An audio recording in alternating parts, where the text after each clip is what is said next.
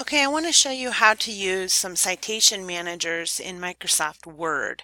And so I've in previous videos have showed you the website EndNote, which you can automatically export library references into this website, which is really nice. And then if you come to that website and you come over to downloads, is where I am right now, I can download the Cite While You Write plugin. And this plugin then can insert references and format citations while I'm writing in Microsoft Word. And so I'm using a Windows computer, so I'm going to come down here and there is your deal if you're using other programs. So I want to run it. I'm going to click that, let that run.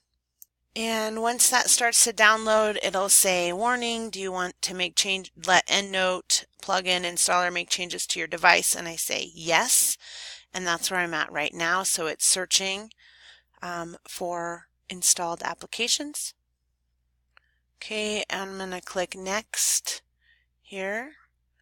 I'm going to enter my name here. And I don't know. Here. Click next.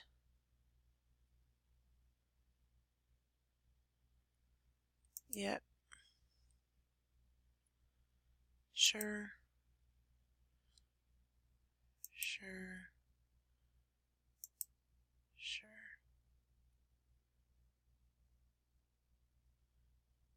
Okay.